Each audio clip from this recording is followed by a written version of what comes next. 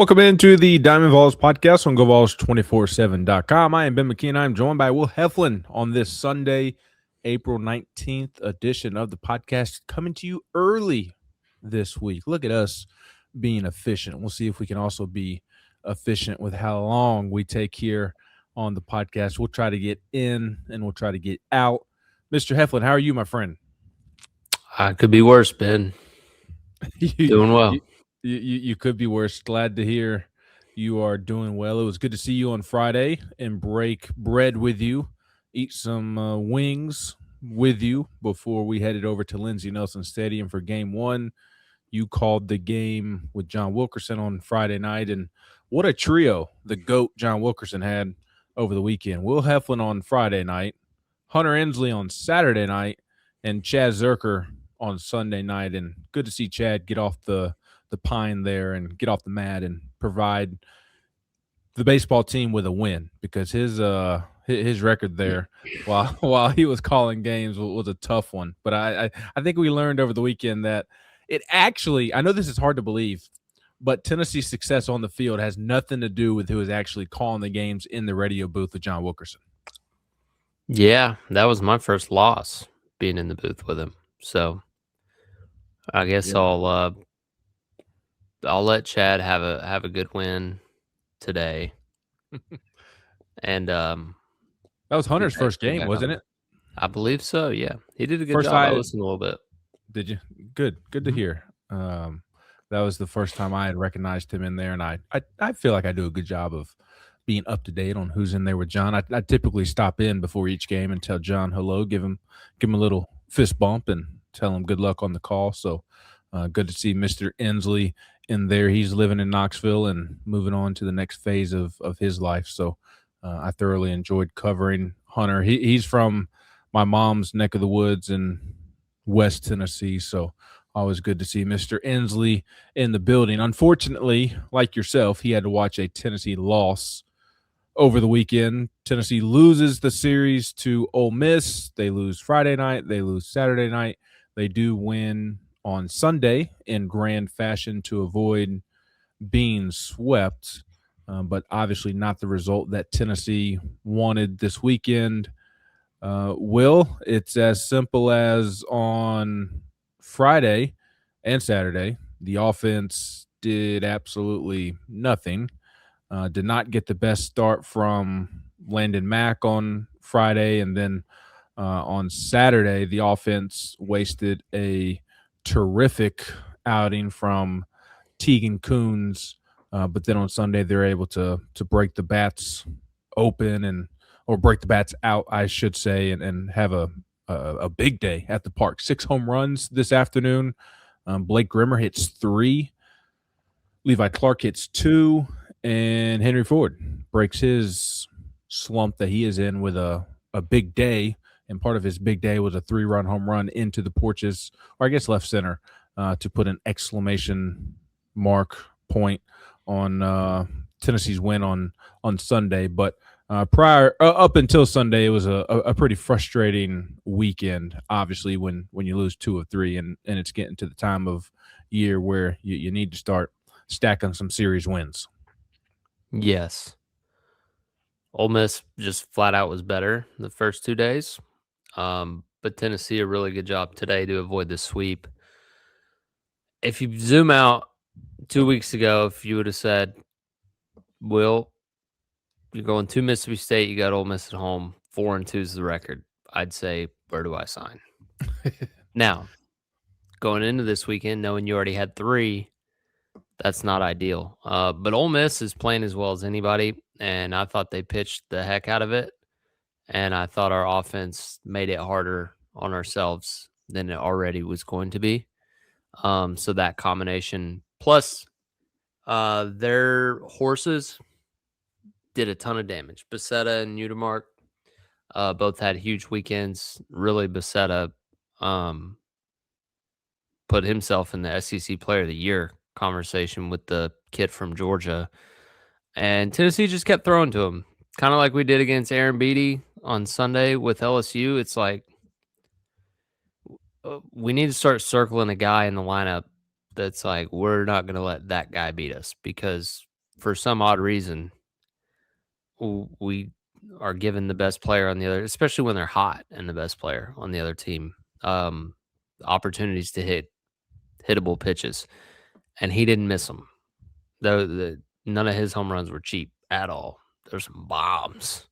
But Ole Miss, like the one Utermark hit on Mac, was just a really good swing. I thought that was a good pitch.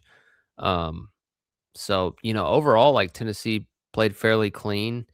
Appenzeller finally got roughed up. I think long run, that could be a good outing for him growth wise. Tennessee wasn't going to win that game anyways, so it doesn't matter.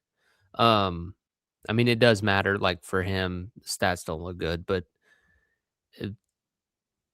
when Ole Miss scored one, it was over. I mean, respectfully. So, I'm not as discouraged from the weekend as I, probably should be. I kind of chalk it up to, okay, the Mississippi State sweep wasn't the turning point we thought it might be. Like, this team is still young. This team is still sporadic, clearly. But today was nice, and the big takeaway for me today, aside from the power kind of returning, was Stone Lawless returning, and he sparked it. I mean, Tennessee was down 1-0. He hits a line drive over second base in his first at bat back, and then Levi Clark goes deep the next day beat. So kind of a feel good moment there for Stone, but I think it actually helped spark the team, and maybe they build on that. But I thought that was ironic because the whole weekend it just was kind of back to pulling off the baseball, swinging it sliders away over and over again, chasing pitches, leaving pitches that are good to hit. Offense is very frustrating. And then the guy who's up there with a broken face just smokes one right back, towards the middle of the field. And you're like, okay. And then they unloaded. So that was kind of my takeaway.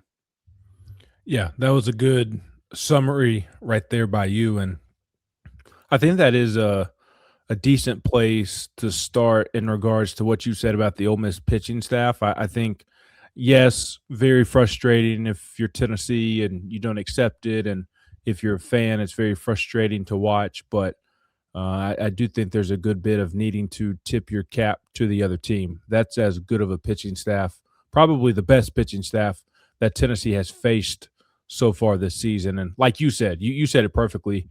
Tennessee did not do itself any favors. Like, it was already a tough challenge, tough task, and the offense made it harder on itself by doing all those things you just mentioned, chasing out of the zone and all that stuff.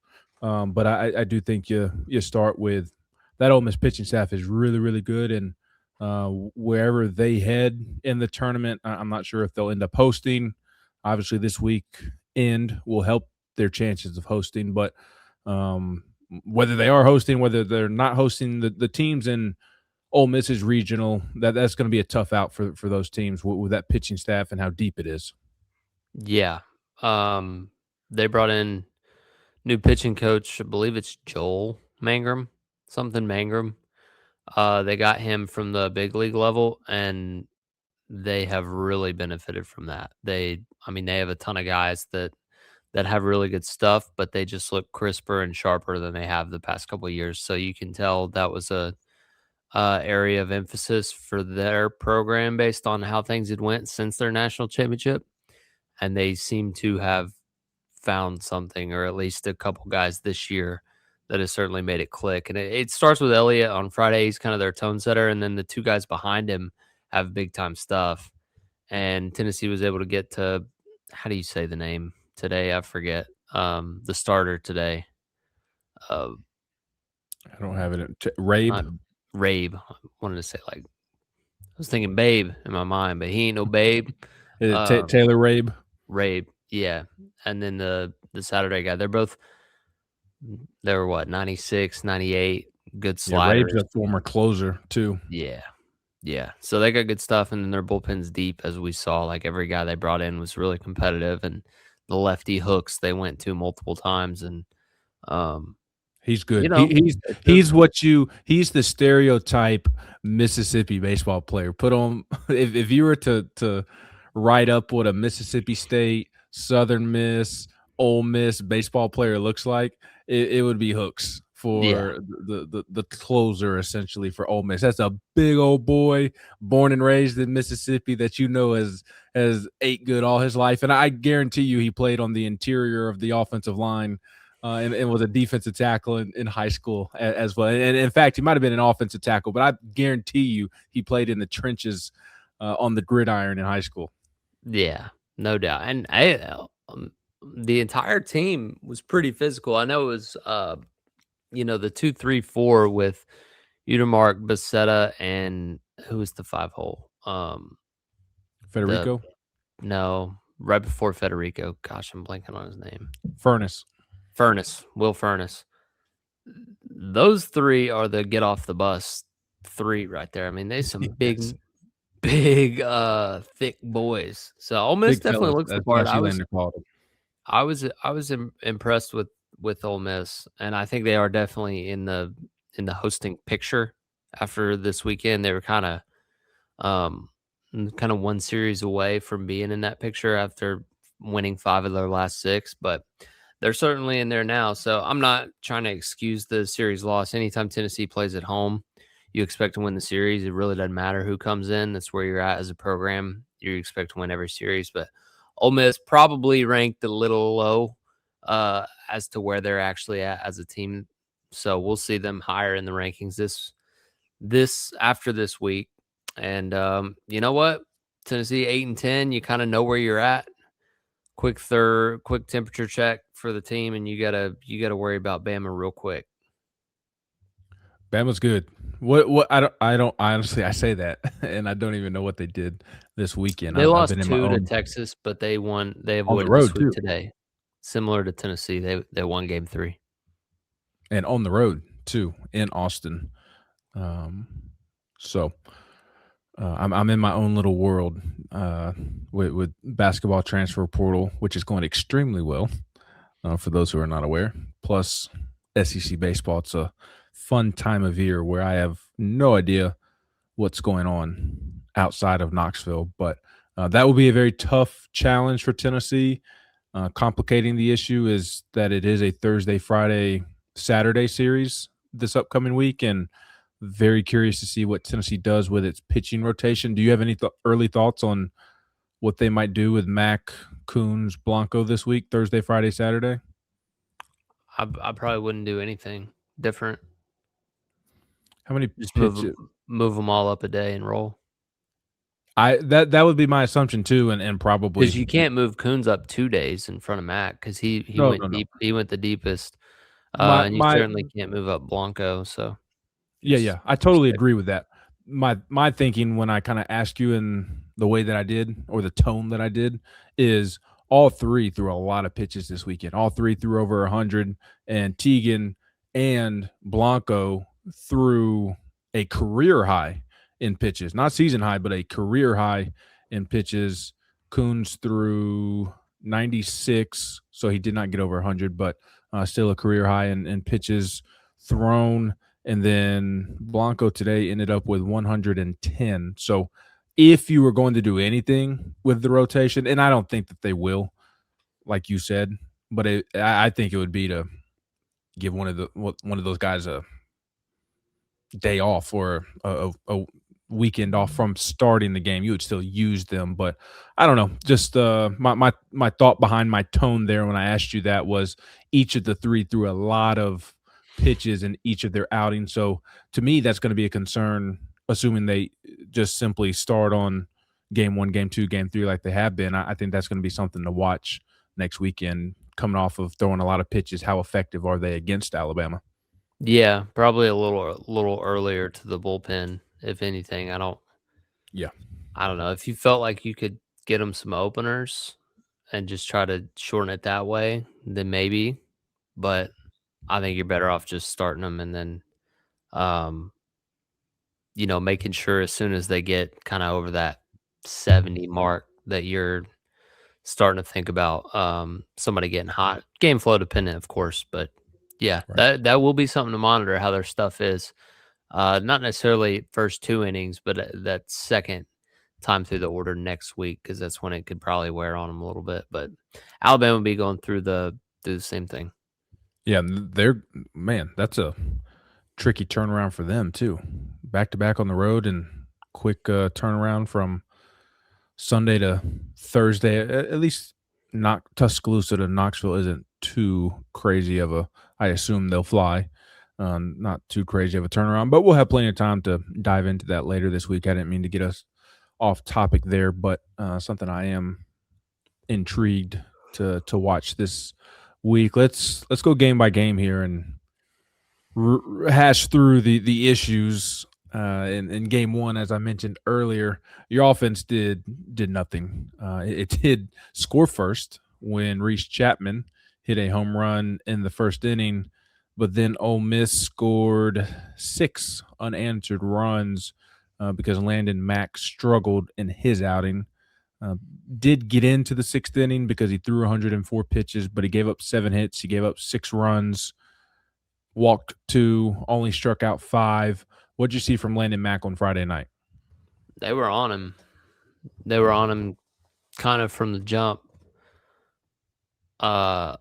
They were geared up for the heater and they stayed to the cutter away. It's kind of hard to tell from my vantage point. When I'm not watching the behind the pitcher view, I don't see exactly where every pitch is except the ones that something happens and I want to go back and look at it. But I just thought Mississippi or Ole Miss had a good report on him and they looked pretty comfortable with whatever he was going to go to. So I don't know if they just saw him well or they had a really good report or his stuff didn't have the same zip to it, same life to it, but I just thought they got after him pretty good. And that's going to happen. Like, regardless of who you are, you're going to get got sometimes. But I did think he did a good job of kind of fighting and limiting it to 1 or 2 jabs an inning versus a 5 spot where you have to get him out of the game. Pitching into the 6th inning when you're getting beat up like that, like, just showed some toughness. Yeah, and that saves the bullpen theoretically as well for the rest of the weekend when he is able to grind through it, even when he doesn't have his best stuff. The command was not great. Didn't seem like he had a feel for his breaking ball, and the fastball was left over the middle of the plate a couple of times. And you mentioned earlier the big fellas, as Josh Elander called them post game on Friday night. The big fellas did not miss on a couple of those fastballs that were left over the middle of the plate. It was one of those outings where you wonder, did they have something on him because of how well they were seeing it and how well they were barreling the baseball? And when I say did they have something on him, like, what was he doing something to tip pitches or something along those lines? Because they were seeing it really, really well there on Friday night. And now on the flip side of Landon struggling, the back end of the bullpen was very good on Friday night with its young arms. Now, the game felt out of reach because of what the offense was doing. So, wasn't super intense moments or there wasn't a lot of pressure on those pitchers when they came in the game. But Nick Abraham looked really good. Chandler Day looked really good. Will Haas looked really good. Abraham, nearly 2 innings complete, pitched an inning and 2/3, gave up 1 hit, did not give up an earned run, and struck out 1. Chandler Day struck out the side in the 8th inning, and then Will Haas struck out 1, got a fly ball, got a ground out in the 9th inning. 11 pitches, 8 strikes. Those 3 youngsters, especially the lefties, looked really good the back end of the game and was one of the few bright spots there. Yep, they kept Tennessee or they kept Ole Miss at bay. So if Tennessee was able to get 1 or 2 more runs, then things get interesting, and you maybe think about going to Appenzeller on Friday, and that's kind of your job there in that moment. It's like, hey, just hold it here and see what happens, right? So they did a really good job of that. And I mean, Jay did cut it to 3. I think if you would have been able to get 1 or 2 more, either in that inning or the following one, then the 9th inning certainly becomes more tense on both sides. But didn't happen. Doesn't take away from the fact that those those three guys did their job to a T. Yeah, Jay was really good. He was the other bright spot in that game, 2 for 4. You mentioned the 2-run homer in the 7th. But aside from Jay, and Henry Ford did have 2 hits, but the offense overall hit 212 for the game, 222 with 2 outs, 200 with runners on, 143 with runners in scoring position, and they were 2 for 9 leading off the inning to hit 222. Just not a good night for the offense. They really struggled outside of Jay Abernathy. Hunter Elliott, of course, has something to do with that. But when you're on the Tennessee side of things, you don't chalk it up to, oh, Hunter Elliott's really good. It's, hey, what adjustments, what can we do to fix things and get things going? You don't view it through the prism of, oh, you don't chalk it up to, hey, that guy's just really good, which he is. But when you've struggled pretty consistently like the offense has this season, that can't be your reason, because it's not a one-off is what I'm getting to. And that carried over into game 2 on Saturday. The offense was even worse on Saturday to spoil a terrific outing from Tegan Coons. I think it was as good of an outing as Tegan Coons has had in his career, but the offense let him down. 2 hits the entire game. And the only reason they weren't shut out was because Trent Grenlinger hit a solo home run off the scoreboard in the bottom of the 9th inning. So over the first 8 innings, you had 1 hit, and you weren't able to reach base until the 5th inning. You weren't able to get a hit until the 6th inning. And the numbers are as gross as you would expect. They hit 069 for the game, 2 for 29. They were 0 for 9 with 2 outs, 0 for 9 with runners on base, 0 for 4 with runners in scoring position. And what's equally annoying about not getting a hit with runner in scoring position is the fact that they only had 4 opportunities to get a hit with a runner in scoring position. It was just an abysmal day for the Tennessee offense on Saturday in the 8-1 loss in game 2. Yeah, I'm not sure how else to break that one down, Ben. They weren't hitting balls hard right at people. They weren't getting unlucky. They just, I mean, the one hit before the Gridlinger's homer didn't even leave the infield. And during the innings where they were not getting hits, it was a lot of weak contact and strikeouts. So just wasn't good. Wasn't good at all. I really like Townsend, though, for Ole Miss, their starter. But he was good when you're on this side of it. Yeah. I can live with that one a little bit more because he was on for sure. Like the Friday one was frustrating to me because Elliott was kind of just B-C version of himself. Like his fastball command wasn't there. He hit 3 batters and walked 1, I believe. Like gave you 4 free base runners. Townsend didn't really give you that at all. So like you can give him a little bit more credit, but you had a chance to kind of get it at Elliott early and then you didn't. And that typically when you have an opportunity early against a guy like that and you don't get to him, he's going to settle in and you're kind of SOL. So that one much more frustrating. The Saturday one was just a good old fashioned pitcher's duel for a while, but I thought Ole Miss stuck to it a little bit longer and obviously were able to break out of it sooner. So it's kind of how it played out regardless. I mentioned Tegan's great outing. He pitches into the 6th inning, gave up 5 hits, but scattered the hits, was able to work out of a couple of jams, only gave up 1 walk, and struck out 10 to tie his career high through 96 pitches.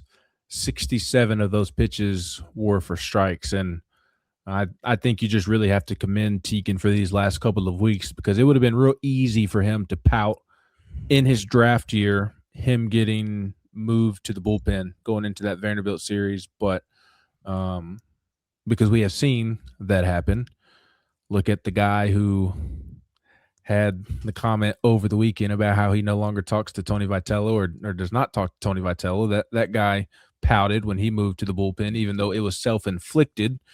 He eventually was able to get going and help Tennessee get to Omaha and finally win a game in Omaha. But it's real easy for guys, my point is, to pout in their draft year when things don't go their way.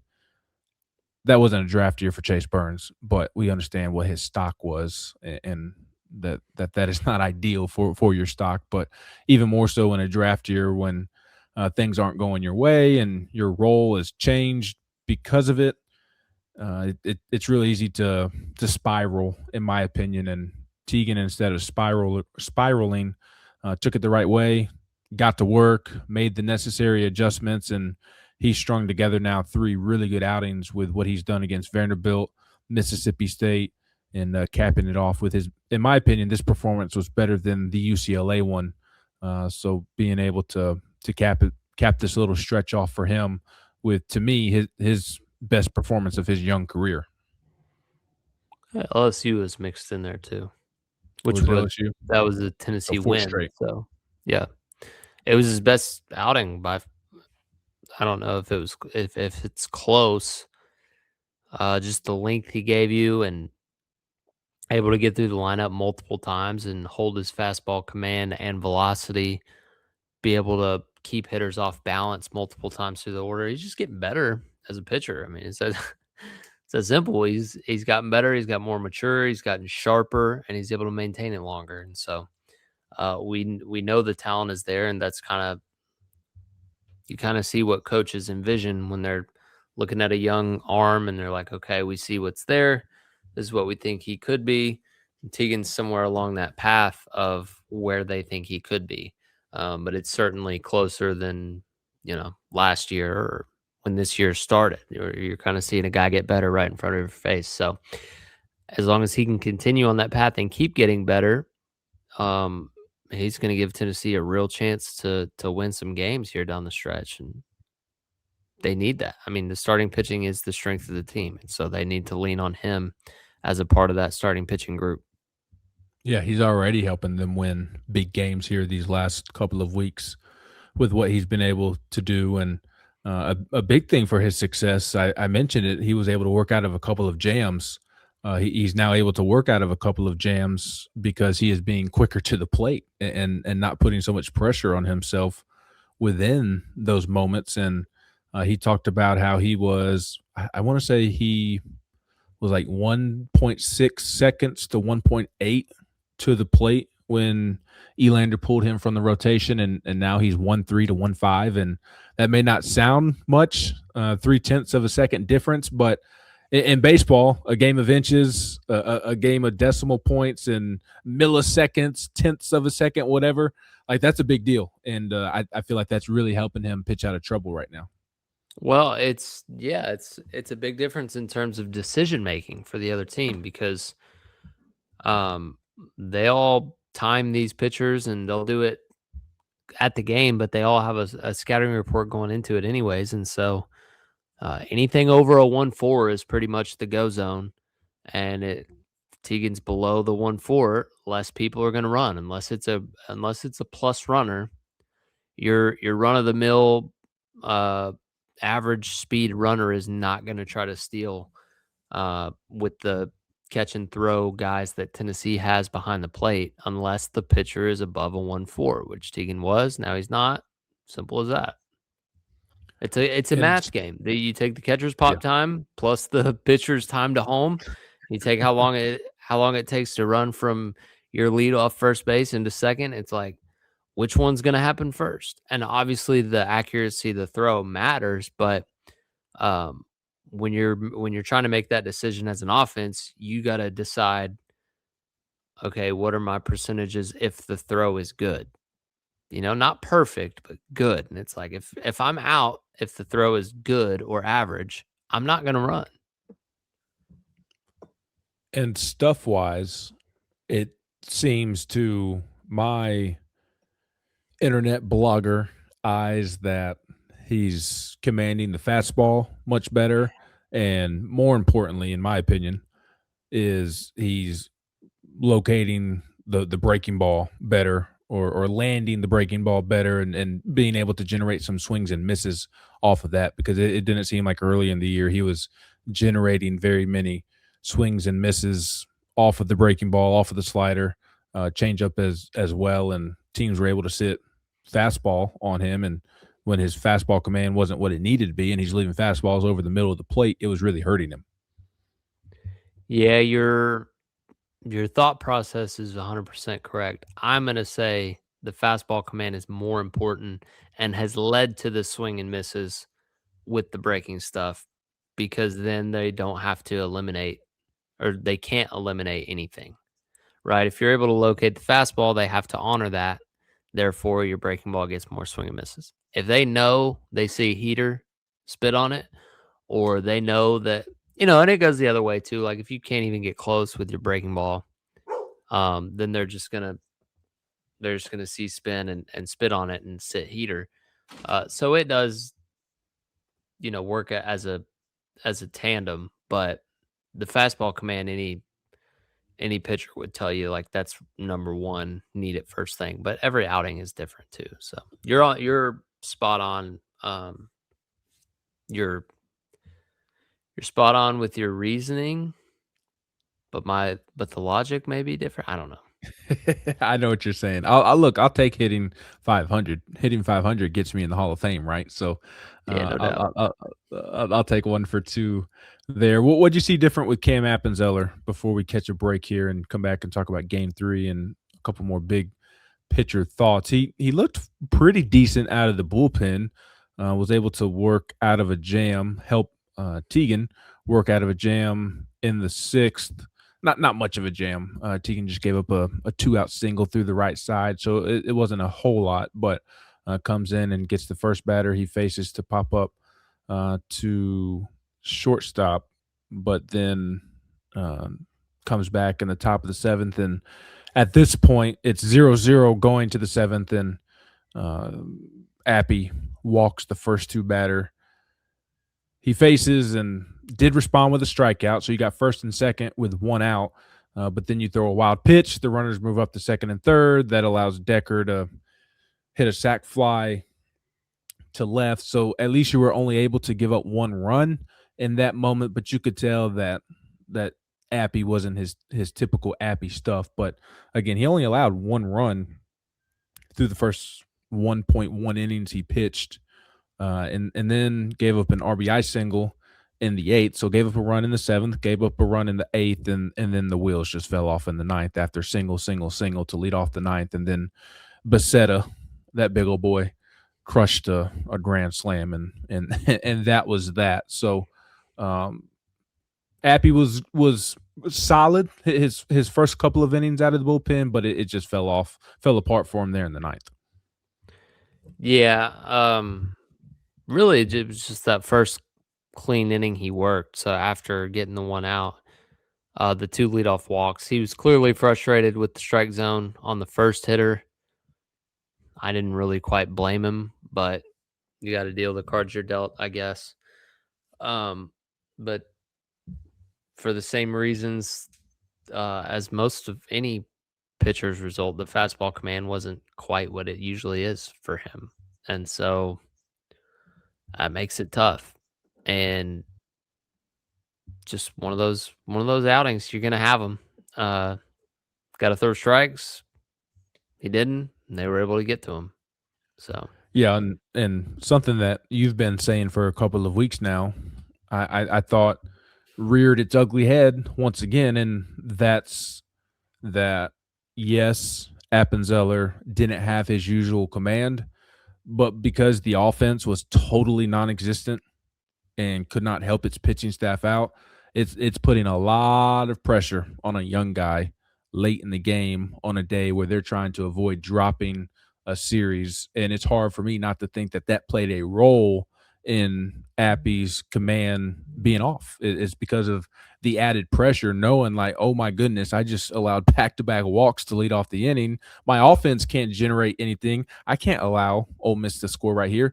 That 1,000% adds pressure, and in my opinion, affects how a guy pitches. And Appy is absolute stones. He has showed this season multiple times that he's got the cojones to pitch through that stuff, but at some point it even gets to the best of them. So I blame the offense as much for Appy's outing as I do Appy. Yeah, you got to ask me twice to blame the offense. I'll always um, do it.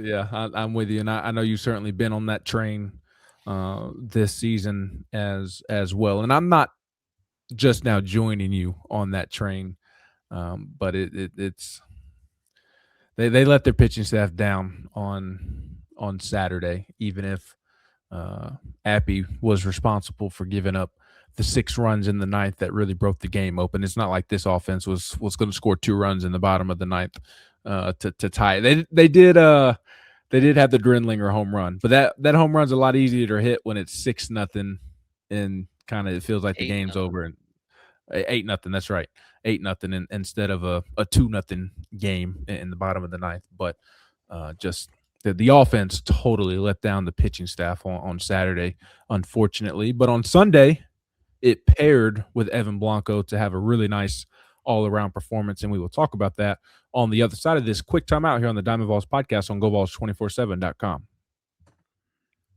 Welcome back into the Diamond Vols Podcast on GoVols247.com. I'm Ben McKee, and I'm joined by former Tennessee baseball pitcher Will Heflin here on Sunday, April 19th, a few hours after Tennessee is able to salvage its series with Ole Miss over the weekend by winning Game 3 in grand fashion. They did not hit any grand slams, but they did hit 6 home runs to score 13 runs on 14 hits. We talked a little bit about the offense earlier when we briefly ran through things to start the podcast, Will. So let's talk about your boy, Evan Blanco, your fellow lefty. He was really good. He was really good. Did allow 7 hits, but I thought did a good job of scattering them. Gave up 3 earned runs, but over 6 innings, you'll take that. Only 1 walk allowed, which we love. Struck out 8. That's been something that I've low-key been surprised about this season, are his strikeout numbers. He flirts with 10 every game, and I would not have guessed that going into the year. Maybe that's poor job by me scouting him before he got to Tennessee and what he did at Virginia. But I've been surprised by how many strikeouts he's been able to pile up each outing. I thought he was just more of a contact pitcher. I thought he was a really good old school lefty that just pitches to contact, and that's how he makes his money. But he's proven he does far more than just pitch the contact and allow that to be the reason he has success. He's getting a lot more swings and misses than I anticipated. But the big thing for him today was third inning, bases loaded, 0-0 game. You're thinking, oh boy, here we go again. Single to lead off the inning, back-to-back strikeouts for 2 outs, but then back-to-back singles with 2 outs. The second one scored Jones, and of course the single was Becerra, because of course it was, but then you allow another 2-out walk, and it's bases loaded with 2 outs, and he's able to get out of the inning with a fly ball and get out of that with only allowing 1 run. That was a huge moment in the game this afternoon. Yeah, it was. And I think Blanco's kind of been the most under the radar, or at least talked about um, guy for us. I mean, he's been the most consistent, just quality every game 3 for Tennessee for weeks now, really the entire season. And he just keeps on doing it. And yeah, the strikeout numbers are really good. Um, I think since early in the year when he was struggling with command a little bit, he's been really dialed on all 3 pitches. Like his strikeouts kind of come from everywhere, which is why he gets so many, even though he's not throwing 97. But he's low 90s as a lefty, and the breaking ball is good. The changeup is a swing and miss pitch, and he's able to go up in the zone with the heater late in the count. And so like that's kind of the big thing for him. Kind of so against the grain with probably what hitters are up there thinking in the batter's box. Doesn't matter what the report tells you. You see a lefty who's spun you a couple change ups or flipped a couple breaking balls in there. It's hard to tell yourself like, yeah, he's gonna go heater up. Like it's just hard to stay on that, and he's got good backspin to it as well. And so I obviously am biased towards him from the get go, but he's been phenomenal. And the third inning was huge to get out of that, keep it at 1 run. allow Tennessee to punch back, and then take the lead, and then he never relinquished it, despite, I think part of the 3 runs were because of that fly ball that kinda landed in the Bermuda Triangle that Wright probably should have went and got. We'll just chalk it up to bad luck for Blanco, but, overall, another quality start gave Tennessee a chance to win, and that's all you can ask for, especially on Sunday. I also thought that Garrett Wright should have gotten that ball. Um, I didn't see a great replay, but I think Garrett was playing pretty deep, Yeah, and and that's it Sun looked Field too that time of day. yeah. Well, and it looked like off the bat, Manny had a pretty good beat on it, and I think with the way the wind was blowing out, I just think it ended up carrying further than anybody anticipated, and it turned from a Manny Marin ball in shallow left center to Garrett's right Garrett Wright's ball in left center, and he was playing deep, didn't get a great jump on it because he thought it was Manny's ball, and was Garrett obviously is somebody who absolutely hustles, so I don't want it to come off as he wasn't hustling, but he was jogging to the baseball because he thought Manny was going to get to it, and I think the wind just pushed it out far enough to where it turned into Garrett's ball, and you got to catch it no matter what we say here. But a little bit of tough luck, I feel like for everybody involved. If there's somebody defensively, I'm going to give the benefit of the doubt. It's certainly Garrett Wright because he plays his rear end off, and more times than not, he's going to catch it. Now, I absolutely have no faith in Blaine Brown catching that baseball after the weekend he had in in left field. We'll talk about Blaine before we get out of here. But yeah, tough luck for Blanco at the end of the day, and regardless of this or that, the wind, whatever, you just got to catch that pop up. And I guess it was Ariel late in the game did a good job of taking command on the infield and catching a similar one in the infield where it was kind of blowing around. And was it Rudy on the mound? Was it Arvidsson? Nobody kind of knew whose ball it was, and Ariel, being the great middle infielder that he is, took charge of the pop up like middle infielders are taught to do. So Tennessee did a good job with that one. Offensively, you mentioned it earlier. It was great to see Stone back in the lineup and start that rally for Tennessee in the bottom of the third to put up a 5 spot on the board. And after Stone got that rally going, cool to see the reaction from the fans as well. They gave him a nice ovation stepping into the box, and also after he got the single. That was really cool to see. But after Stone got it going, it was fun to watch Levi Clark and Blake Grimmer swing the bat all day long. Yeah, and Grimmer's not quite went through it as much as Levi, but Grimmer has been struggling at times. So for him to kind of bust out and have a three home run game, pause, just phenomenal for him. And then Levi, he's fighting to get over 200. Ben, he's getting close. Get over He just that. needs to start looking at his SEC numbers. Yeah, just look at your SEC numbers, Levi, because those look a lot better. But 2 home runs, had the double as well. Just a great day for Levi. And look, Elanders talked about it. We both know it. Everybody knows it. When he gets hot, he can be as sizzling as anybody. So that would certainly change the outlook of the offense if Levi was able to get it going, kind of like he had it going early last year. So maybe he just flipped that around, and he's going to get sizzling hot late this year, which Tennessee would certainly take. What do you think he is hitting in SEC play? 260. It's a good guess. I think folks would be surprised to know that after today, Levi is the second best hitter on Tennessee's team in SEC play, hitting 278 with 5 home runs. Only Blake Grimmer has a better batting average in SEC play. Blake Grimmer hitting 284, and only Blake Grimmer has more home runs than Levi. Levi is tied with Henry. Henry and Levi both have 5 home runs after today. Blake Grimmer has 6. So part of that is the offense needs better numbers in SEC play. Like, you don't want your best hitter in SEC play to be hitting 278 or 284 is what Grimmer's hitting. And you don't want 4 guys hitting over 250 in SEC play. Can you guess which 4 guys are hitting over 250? Grimmer, Levi. Stone doesn't have enough ABs, does he? Because he No, but certainly would be. he would be, but he's also hitting 233. Oh, I thought like with the at-bats he did have, he would have been over. I would have too. Um, Grenlinger is hitting oh, 333, so he technically but he is doesn't have hitting enough. over 250, but he does not have enough at bats to qualify. Okay, I'll go Manny. Nope. Over 250. Nope. He had a bad weekend. Reese. Reese is over 250. Hitting 260. And if not him, then it's got to be Garrett, right? Yep.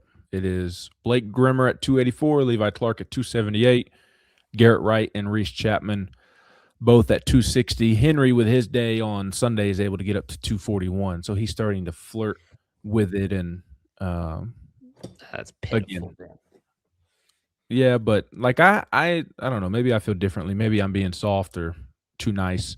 But like it's just hard for me to come down on Henry Ford when No. I been didn't mean pitiful for yeah. him. I meant pitiful as a unit. Yes, very much pitiful. I mean, it's I don't know what's the word we should use to describe the offense. Is it just simply a bad offense? Is it like it's weird because they should not be performing to this level. We know how highly touted they are as prospects, and we know their potential and raw ability. Like the numbers should not be what they are. So are we just going to keep it simple and say it's a bad offense, or is there a cuter way to put that? No, I mean that's not fair to them, and it's certainly not. I think frustrating is the word that I would use. Yeah. Well, it's just not smart on us to just say, "Oh, it's just a bad offense." I mean, the sample size of a SEC season is still too small. Like, at some point, you are what your baseball card says you are. So, like, that kind of is what it is. But I'm not there yet. Like, we're close though. I mean, we're through 6 weekends. But they're young kids. We see it happen all the time in college sports where the best lineup for the first 12 weeks goes ice cold, and then lineups who everybody thought was bad get red hot. And, if we played 162, then you'd probably end up being where you should be. But in college, that doesn't always happen. I'm willing to say they're young and they're a bit stubborn. They're a bit stubborn at times. And maybe uncomfortable. I don't know. It's kind of hard to. My biggest criticism would be the clutch factor. I am willing to say that. Like, there are way too many good opportunities for guys to step in the box and make something happen that haven't done that. And that's been a staple of this program. It's like you've got some dudes on every team who you want up in the box with stuff on the line. And it's like, I don't know who that is on this team still. That's the bigger problem for me. Overall, like you can't say they're bad offensively. They have too much talent. So, but if you don't have, hitting's a contagious thing. So if you don't have anybody who's getting those clutch moments, this team doesn't have a walk-off win, do they? Yeah, they've got a couple. A walk-off? Yeah, they've got 2 or 3. They've got the Tyler Myatt walk-off home run on the night after West passed. I forget who they were playing. Would have been Kent State or Rice. It was game 1 of Wright State because it was Kent State because if they don't hit that home run, then they get swept. I remember having that thought that if they don't walk them off on Friday night, then they get swept. That was like I said, unfortunately, I remember that because it was the day after West passed on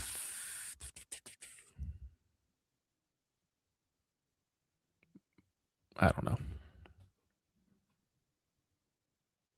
My mind is very confused. Obviously, if you could not tell. Yeah, it was, no, it was Kent State. It was Kent State, February 20th, 4-3. But maybe And then that they had wasn't. the midweek walk-off home run. Yeah, That's then true. I know Manny hit a walk-off. I Can just we don't remember which manifest game the it was. walk-off against Bama? Yeah, They need a SEC walk-off. they do need an SEC walk. They don't have an SEC, or excuse me, they don't have a walk-off in the games that matter. Yeah.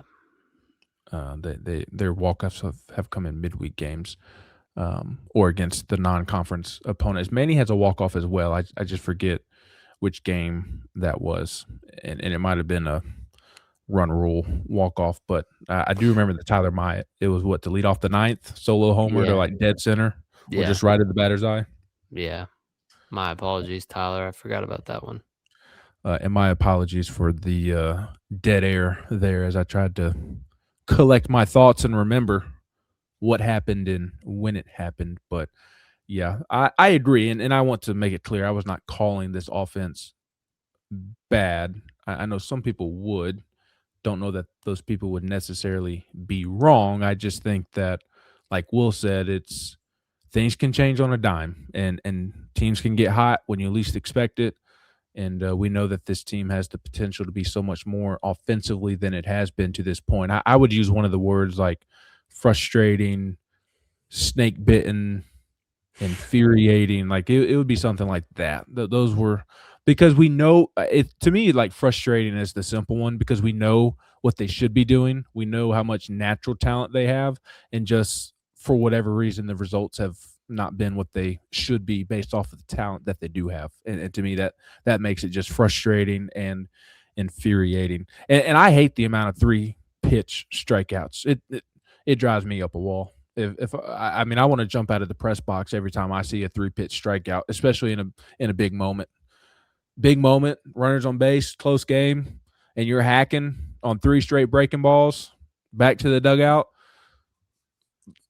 Like, buddy, I'm that part I am very much. If you couldn't tell from my tone, that part I am very much tired of. Which I don't think I'm the only one there. I think I speak for the masses on that one. But yes, let's wait. Now, again, like I said a moment ago when you were talking, Will, like, we're through 6 weeks of SEC play. We're at the time of the year where it's like you kind of are what the stats say to a certain extent, but I'll at least give them until we're at least a little bit into May. But it's already April 19th. We're getting very close. I would suggest getting going to the Tennessee offense, which they did on Sunday, and they certainly do not need me telling them that. They already have enough people on their backs griping about their performance. But fun to watch Blake Grimmer, fun to watch Levi Clark. Like you said, Blake hasn't necessarily been struggling, but did have a couple of tough SEC games in a row, and he was able to break that skid. And if Levi could find a way to keep that up and really end this season on a high note, that completely changes the outlook of this offense. And then Henry Ford, as I was kind of going on there for a moment, it's been a struggle for him, but for much different reasons, because of the illness. Losing 20 pounds just has not been right because of some tough luck. And you talked about the horses got to go, and Josh Elanders talked about, like, the horses got to go. And Henry Ford is one of those premium horses that runs in the Kentucky Derby that Tennessee has to have produce every weekend. And you see the difference he can make in the lineup when he produces on a day like he did today. Yes. Yeah. And when he was making that comment, he was also referring to Blaine Brown, who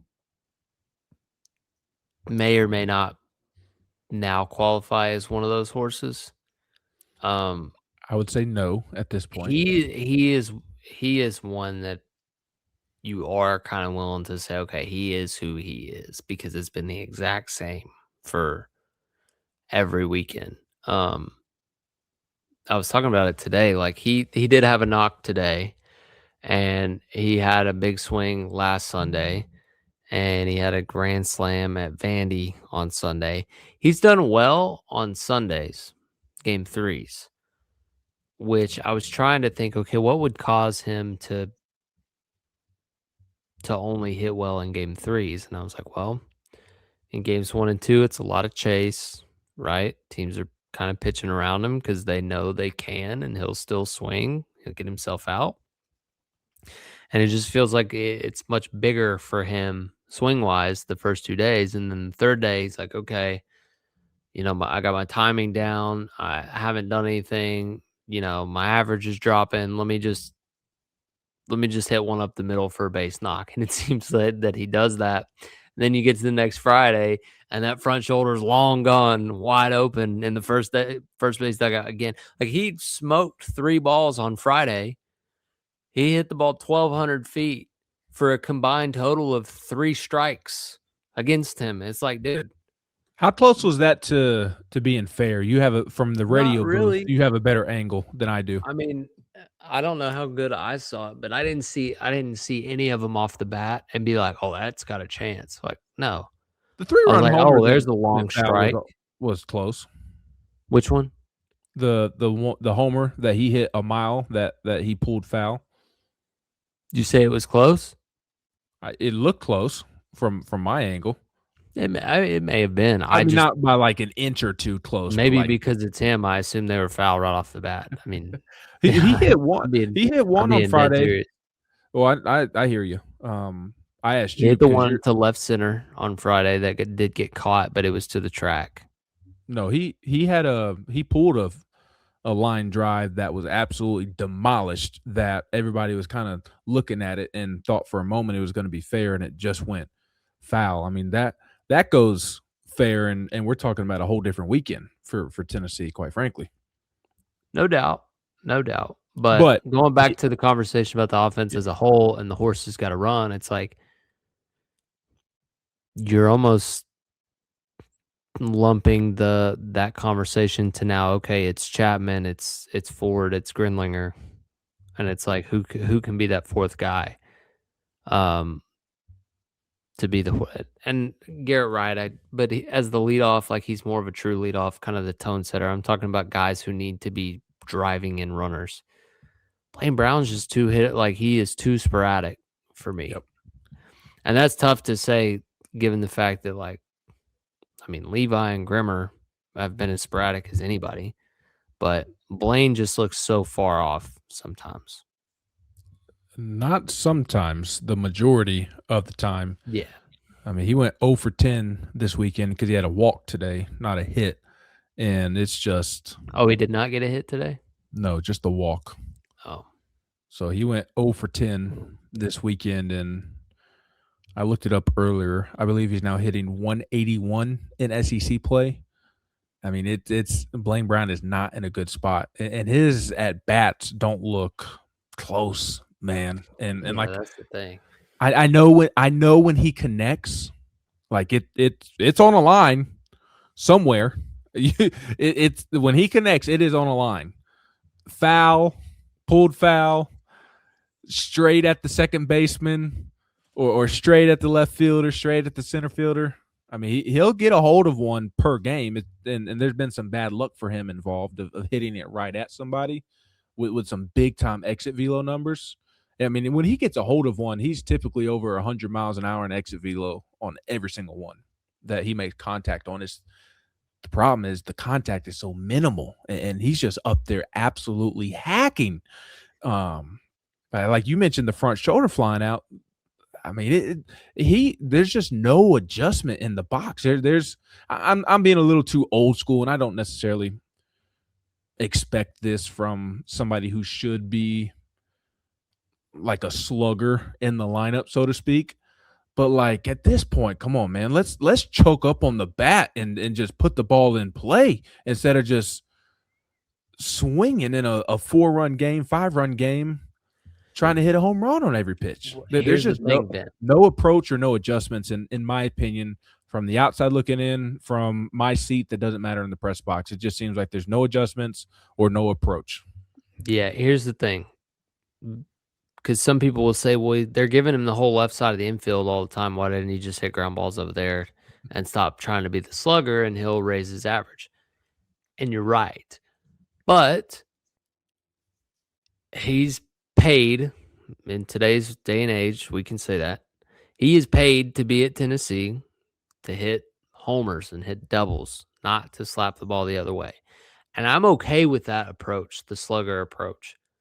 But, Benjamin, the slugger approach requires you to put yourself in position to get pitches that you can slug. You have to be patient and selective as if that's your approach. You have to put yourself in advantage counts, and then you can't miss those mistakes. Okay? When he's in an advantage a advantage count, he's hitting it 800 feet foul pull side. He ain't gonna be late. I'll give him credit. If he's ahead in the count, he will not be late. But Ben, when that's when you have no chance to keep a ball fair when you're ahead in the count, and all the other times you're behind in the count because you were overzealous, you're SOL. And so it's like, yeah, at this point, it's like, dude, why don't we just slap a few the other way, get that average looking a little nicer, maybe work on getting a little more disciplined and selective at the plate. And then you kind of start thinking about backspinning towards the middle of the field again and try to pepper the scoreboard. But it's like, yeah, some people asked today on the postgame, Basilio. Get ready. I'm getting ready to ask you. Don't you worry, my guy. If he needs a reset, and pretty simply, he needs a reset. Yes, he is. He's needed one for a while, and the leash has been long. Yes, which I'm fine with the leash being long. I really am. Yeah, because he's uber talented. You know what the talent is, but how do you walk that fine line of knowing what the talent is, but also the extended period of time we are now in of him being totally unproductive? And then you add in the issues out in left field this weekend, and I don't know how you continue to throw him in the lineup at this point. Now, I'm not selling my stock on Blaine Brown totally. Like I still think long term he's going to be really good. I think with a strong offseason, I think he'll be really good for Tennessee next year. I absolutely believe that. I've compared him to sophomore Jordan Beck and Burke. Sophomore Blake Burke. Thank you. Now, Berkey and Honcho didn't even go through it this much. They didn't look – they had a couple of at bats where they looked like they had never played baseball in their life on 3 straight pitches, but it wasn't like every single at bat of what it feels like it is for Blaine right now. So I've compared them. I've compared Blaine to Berkey and Beck just in terms of the natural talent that we see. But they never quite struggled to this extent that I can recall. But we're able to break out of it their junior years because of big-time off seasons, and I think that Blaine is capable of doing that. So I'm not selling my Blaine Brown stock long-term, but in the short term, I think you got to make a change at this point. And it's a hard line to walk because you know what the talent is, but I think you've used up every single bit of leash that you have with Blaine. And like today, going into Sunday, everybody was upset that Levi Clark continues to be in the lineup and this and that. And you saw today why Levi Clark continues to be in the lineup. It's the same reason Blaine Brown continues to be in the lineup. But I think Blaine's at-bats are far worse than Levi's, and that's saying something. And, again, I gave you the SEC numbers on Levi. I know it helps the 3 hits that he had today, helps those numbers while we're talking about it here on the podcast. But Levi doesn't look consistently lost at the plate like Blaine does. And I think with some of the other guys that you could potentially throw out there and left, like I think this week I personally would have a different left fielder on Thursday in the SEC opener. We'll see if they just do it for the midweek game against Lipscomb on Tuesday night. I would do it for the SEC opener. I don't really know who I would put out there, but I'd put somebody out there. Now with Stone back in the mix, I think I would put Jay or Garrett in left. Jay Abernathy or Garrett Wright in left center. That'd be my combo in the outfield, left center. That way I can get all 4 catchers back in the lineup with Grinlinger, Stone, Wright, and Levi. I think that's exactly what I would do, actually. Move Garrett over to left, put Jay in center, Levi at first, Stone behind the plate, Grinlinger the DH. That's what I would do on Thursday night. A, because I think the results on the field point to that being needed. But B, and I don't mean to say that like Blaine is being a knucklehead or anything, but like there comes a point in time where you got to do things like this to maybe help motivate a guy in a different way. We saw Elander do this with Manny earlier in the year. Manny had a tough weekend, but Manny's been much better since he essentially got benched because he was not performing, and I think that might do Blaine some good to hey, this spot isn't given to you every single night. I think it could serve as a bit of a reset for him mentally if he realizes that, hey, maybe I do need to make some changes in order to find some different results, or else I'm not going to be playing. Yeah, I would do that too. But I don't think necessarily. I wouldn't be surprised if he was in there Thursday. I think I could see Elander going. Give him a reset on Tuesday, put him right back in there on Thursday. Just one day to kind of sit there and basically have a reset, kind of like he did with Levi earlier in the year. But he may not. He may say, "Look, this guy needs the reps, arguably more than anybody, and we're gonna get him through this because if he's a guy that gets going late, like if him and Levi both got going late, the offense would be insane, right? But that's a big old if, and I probably sound a little ridiculous even saying that, but I don't think you're that's true. I ridiculous mean, like, saying it. You're being true. The unfortunate part is there's just no signs of life, really, in my opinion. Even with the couple of hard hit balls hit here and there. yeah, but like the game is so fickle, Ben.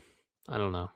I hear you, but I think that just to play devil's With advocate, Stone being back, you do have more options, and you could certainly move Garrett to left, Jay's in center, and then you've got Grimmer at second.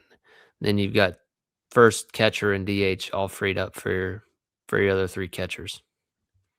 that's what I would do going into the week. But I would even roll somebody else out there. I'd go if there's a lefty on the mound and the splits call for it, and you need a righty. I'd start Eisfelder. Honestly, I'd give Newstrom another chance. Now I say that from my perch, from my seat, but maybe they're still not happy with how he's carrying himself. But assuming Newey has put that internal issue that cost him the Mississippi State series behind him, run Newey out there, put Myatt out there. I because you talk about how baseball can be fickle. You're absolutely right. Just to play devil's advocate, on the flip side of that, maybe you put somebody in the lineup that gets things going and helps sparks the offense because you made a change out there. Yeah, There's no just no doubt. way of It's knowing probably for sure. yeah. I'd be good with any of those three guys. I'd probably lean Eisfelder. He's the youngest, and you've seen what inserting another freshman did for you in Grinlinger. So Eisfelder certainly looks the part, but also Myatt. It's probably been hard for him to sit there and watch Blaine struggle and think, golly, I can't get one game to get an opportunity. I mean, I might strike out too, but I might, I might fight a little longer. And then, I'm good with Newey getting another chance. I don't know where they're at with him. So, I am too. I don't really know where they're at with him either. He did not play at all this weekend, did not play in the midweek game. We'll see if this week changes that. But at this, it has absolutely reached the point. I don't know what the best answer is. I know what I think the best answer is. I think that's Jay and Garrett out and left and center together. I didn't like Jay not being in the lineup today on Sunday. It worked out for them because of what the other guys were able to do. But I think I said this on a recent podcast, just with how dynamic he is in so many different areas of the game. I'm leaving Jay in there and allowing him to maybe work through some things. But again, I know what I think my best answer would be. I don't know if that would prove to be the best answer or what they're thinking, but I do think at minimum, regardless of what the next step is or what the answer is, I think you gotta sit Blaine for at least a game. I think you do, to give somebody else a chance, to give him a different perspective, to try to get him going. Something's got to change at this point. You can't continue to just roll him back out there. Simply put, in my opinion. But we will decide. Well, we will see what they decide to do this week. You've got a quick turnaround. You've got your normal Tuesday midweek game on against Lipscomb, and then you'll be back in action Thursday, Friday, Saturday against what was this weekend a top 15 Alabama team. We'll see how far they drop after losing 2 of 3 on the road at Texas. What was Texas ranked this week? Do you know off the top of your head? Top 10, surely. They were number 2 before they lost 2 to A&M, right? Yeah, that's true. I think they dropped to 5. Yeah, so top 5, top 10 team. 4. Alabama. Okay. Bama's 11, so they'll probably drop to mid-teens, I'd say. Yeah. So be a tough matchup for Tennessee this week. Their Friday night guy, lefty or righty? Bama? Yeah. I think it's lefty, but I can't remember his name, and I'm not certain on that. If it's a lefty, and I know they still got LeBron. I know they got the Justin LeBron, not LeBron James. Yeah, the real LeBron. They still got the catcher from Florida. What's his name? Brady Neal, something like that. Yes. I actually haven't watched them in several weeks, so I need to catch up on my Alabama scout. Tyler Fay. He's a righty. Yes, he is a righty. Whew. Flip a coin, Will. Hey, you knew better than I. Righty. So unless he's a reverse splits guy, you would obviously like to have a lefty in there. I'd go Garrett and left, Jay in center, and keep all my catchers in there, like I mentioned a moment ago. But we'll see what they decide to do. I think we put a good bow on the Tennessee series loss to Ole Miss, a frustrating weekend, certainly disappointing. You do take that 4-2 record against the Mississippi schools, like you said, but now that we know the context of that 4-2, it does feel a little bit different because you felt like it was a chance for Tennessee to really give themselves some runway here going into the postseason. Important not to sweep or to not be swept, to not completely eliminate the momentum you generated by your sweep of Mississippi State. But now with 4 weekends to play, just in regards to the postseason, I don't think they're totally on the bubble because of what happened this weekend. They were pretty firmly in the projected brackets going into this weekend, but because of the series loss, you've now put some pressure on yourself. I feel like you already had pressure on yourself, of course, but a little more pressure to you got to find a way to win these next 2 series against Alabama and Kentucky, in my opinion.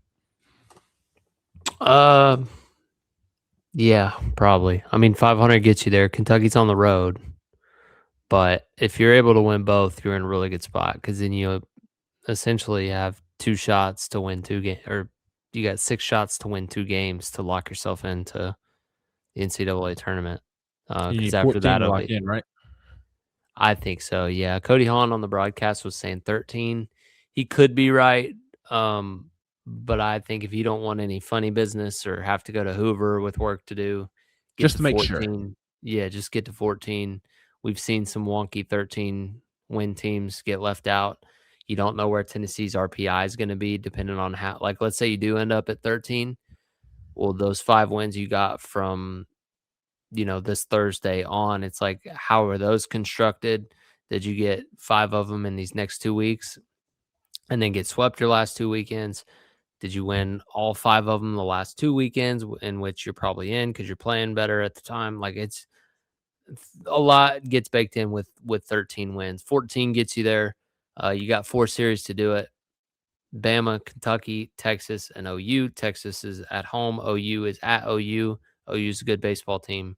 At Kentucky, who's a good baseball team as well. So theoretically, if you win your 2 home ones, which I know Texas is really good, but let's just say you win your 2 home ones, lose your 2 away ones, but you don't get swept, you're in a good spot.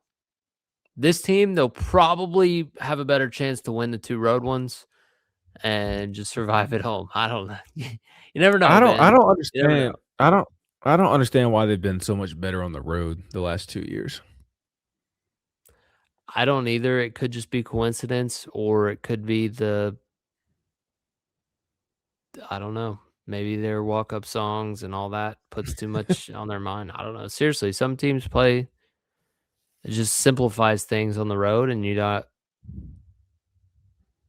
not worried about all that stuff that comes with playing at home. Like on the road, you're just there playing ball. I don't know. The sample size is starting to get noticeable. It is. It is. So it is quite interesting. We'll monitor that situation as well. To get us out of here, I was going to run through the series stats from the weekend. Henry Ford was the leading hitter, 6 for 13 to hit 462. Blake Grimmer hit 455. Levi Clark hit 400. Jay Abernathy was 2 for 6 for the weekend to hit 333. And then we drop off from 333 to 167. It was boom or bust. You had 4 guys hit 330 or better, 3 guys who hit 400 or better, and 5 guys who hit 170 or worse. 2 guys didn't even get a hit. Manny Marin or Blaine Brown did not have a hit this weekend. They both went 0 for 10. Manny drew 3 walks, which led the team. And it did feel like he had several at bats where he saw a lot of pitches. Manny had good swings. Just really no results, but obviously still not a good weekend when you go 0 for 10. Trent Grenlinger came back down to earth a little bit, went 1 for 11, but his one hit was a big swing, at least home run wise, in the bottom of the ninth in an 8-0 baseball game. Garrett Wright 2 for 13 to hit 154. Reese Chapman 2 for 12 to hit 167. Tyler Myatt 1 pinch hit appearance and grounded out, if I remember correctly. We talked about Coons, Blanco, Mack. We talked about Abraham, Haas, Day.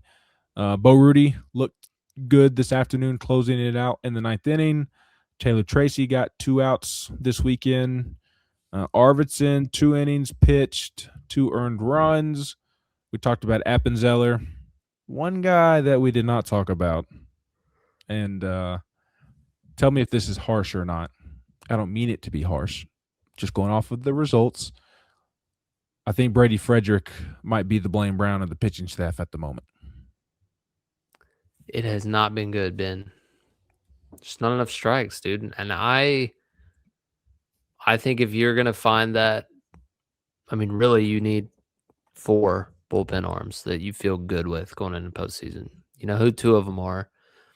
I give Bo Rudy a half right now, so you got 2.5. You need at least 1 more, and you need Rudy to kind of solidify that 3rd one. It's got to be Frederick. He gives you the different look. He's done it before. He did it against Tennessee in their own ballpark. Like, it's got to be him. He just hasn't been good. So